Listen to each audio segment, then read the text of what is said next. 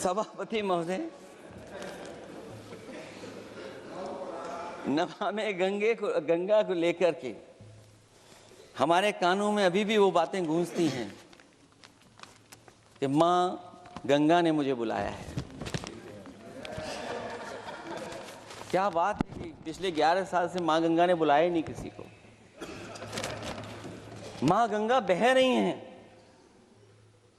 जो उसके पैरामीटर्स हैं, जिस पैरामीटर्स को हर दिन नापा जाता है, उसमें डिसॉल्व ऑक्सीजन, सीओडी, बीओडी और तमाम पैरामीटर्स आज किस हालत में है माँ गंगा। कोई कह रहा था कि अब गंगा बहकर के दूर तक जाएंगी, लेकिन शायद वो ये नहीं जानते होंगे कभी कभी उल्टी गंगा भी बहती है। जब उल्टी बहेगी तो यूपी के आते आते आप बाहर हो जाएंगे।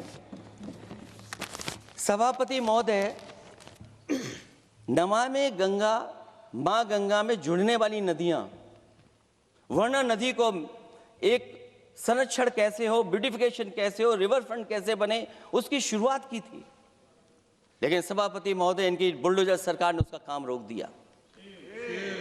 काली नदी किस हालत में है।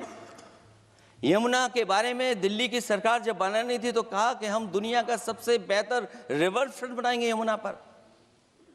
इसी राजधानी में कहा गया। आज बताइए यमुना की हालत क्या है। और अगर यमुना दिल्ली में गंदी हो रही है तो ये बह करके जब यूपी जाती है तो मथुरा में भी गंदी है। और थोड़ा बहुत साफ गंगा इसलिए हो जाती है क्योंकि जब चंबल का पानी उसमें जुड़ता है, थोड़ी बहुत यमुना साफ हो जाती है। उसके बाद यमुना में भी कोई सफाई का सरकार ने इंतजाम नहीं किया। और आज भी मैं कहता हूं, देश का सबसे अच्छा रिवर फ्रंट अगर कहीं बना है तो लखनऊ में बना है, गोमती रिवर फ्रंट। जो लोग ये कहते हो कि दूसरा रिवर फ्रंट अच्छा है, मैं उनसे कहूंगा कभी लखनऊ के रिवर फ्रंट पर भी घूम करके आइए, तब आपको मालूम पड़ेगा कि रिवर फ्रंट क्या होता है। 26 जनवरी इसी वर्ष मैंने एक प्रतिष्ठित अखबार को पढ़ा और उसमें देखा मैंने कि high uranium in India's ground water samples लिए गए हैं। एक्सपर्ट्स वार्न कर रहे हैं कि सेवरल हेल्थ रिस्क हैं उससे। Lead pollution alarming in 69 rivers in India contaminated, rivers are contaminated. हमारे पानी में पेस्टिसाइड है, इंडस्ट्रियल वेस्ट है, अनसेफ है ड्रिंकिंग के लिए। हमारी नदियों में मरकरी है, डेंजरस लेवल। और जितनी भी हमारी वाटर बॉडीज हैं इंडस्ट्रियल टाउन्स के आसपास, सब में टॉक्सिक है, मरकरी है, बड़े पैमाने पे डेंजरस है पानी वहां का। और कई जगह इंडस्ट्री का सीधा सीधा वेस्ट जा रहा है। आर्सेनिक लेवल का सोच ही नहीं सकते हम लोग, जो मानक है उससे कई गुना ज्यादा है। ये तो हमारे देश का पानी है जो नदियों में बह रहा है, जो अंडरग्राउंड वाटर बन रहा है हमारा। ठीक ही कहा हमारे माननीय सदस्य ने कि जो संपन्न है, प्रिविलेज्ड हैं, वो लोग तो पानी साफ करने की मशीन खरीद सकते हैं। हमारा गरीब क्या खरीदेगा। गरीब की हेल्थ को कितनी परेशानी और रिस्क है। यहां तक कि अंतर्राष्ट्रीय प्लेटफॉर्म पर हमारे देश को भी सुनना पड़ा एक प्रतिष्ठित चैनल पर कि आपके देश में इन्वेस्टमेंट क्यों आएगा, क्योंकि वहां आ ही नहीं सकता है, क्योंकि आपकी हवा खराब है। सोचिए, देश का पानी खराब हो।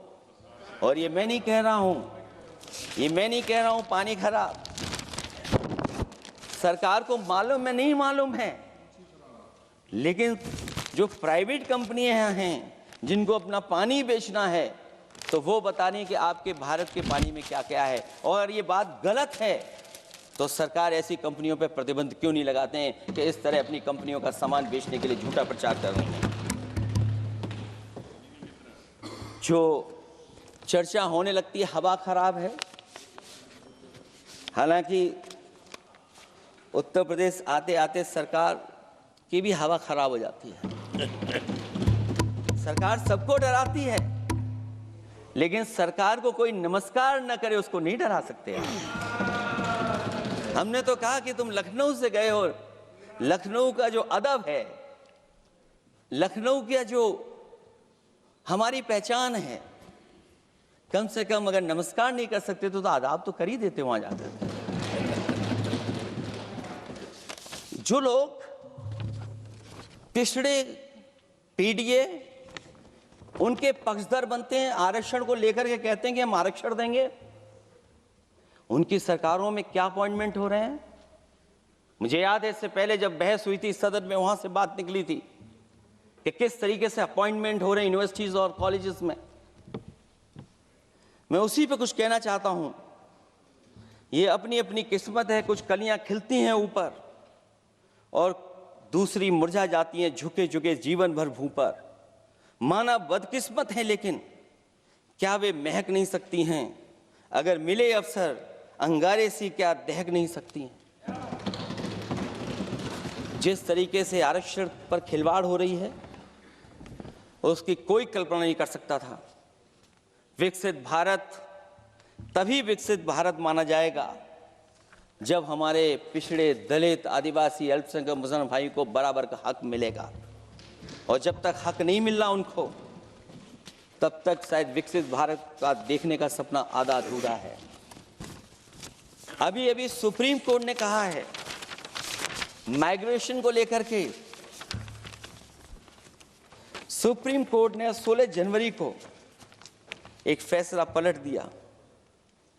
हाई कोर्ट के फैसले को पलटते हुए फैसला सुनाया कि यदि आरक्षित वर्ग का कोई उम्मीदवार बिना किसी छूट का लाभ लिए अगर अनारक्षित वर्ग से ज्यादा नंबर प्राप्त करे तो उसे अनारक्षित वर्ग में सेलेक्ट किया जाएगा।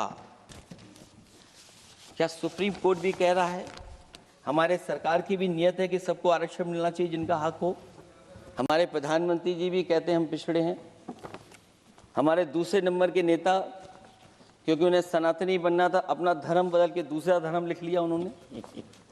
तो कम से कम पिछड़ों का तो ख्याल करिए आप। जब पिछड़ों का ख्याल करोगे तभी आपका देश विकसित बनेगा, भारत विकसित बनेगा।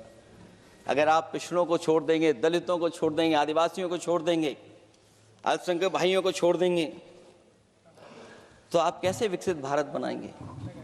एक आर्थिक बराबरी है, दूसरी सामाजिक बराबरी है। और मुझे लगता है बजट से ना आर्थिक गैर बराबरी दूर हो रही है, ना सामाजिक गैर बराबरी दूर हो रही है। और इनकी सरकार में कितना भेदभाव है। सभापति महोदय, केवल चुनाव जीतने के लिए सोचिए। एक 72 साल के बुजुर्ग पर मोईद खान साहब, आप जानते होंगे आपके क्षेत्र में, बदरसा टाउन एरिया। सभापति महोदय, बीजेपी का लक्ष्य केवल है चुनाव जीतना। इन आंकड़ों से क्या मतलब? और आंकड़ों के अगर ये ठीक आंकड़े होते सभापति महोदय, तो इन्होंने कहा था कि बुलेट ट्रेन हम 1 लाख करोड़ की बनाएंगे। आज बुलेट ट्रेन 2 लाख करोड़ की कैसे हो गई?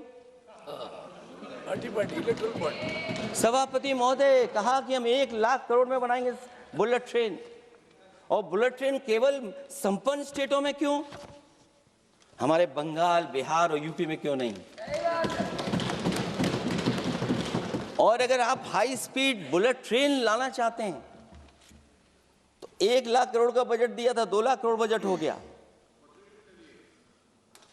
यूपी में जब बनेगा तो पता नहीं कब बनेगा, कौन जानता है कब बनेगा।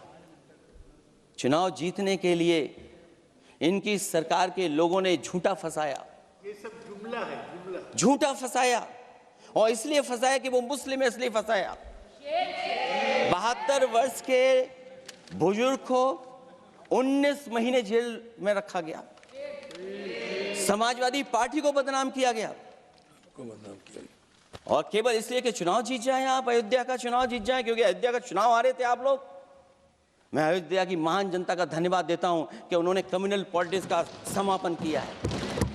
वो विकास के रास्ते पे जाना चाहते हो। मैंने पहले भी कहा, फिर कहता हूं, आपका विकास अयोध्या का तो मैं जानता हूं कैसा है, क्योंकि लोगों ने काशी को क्यूटे बनते नहीं देख पाए।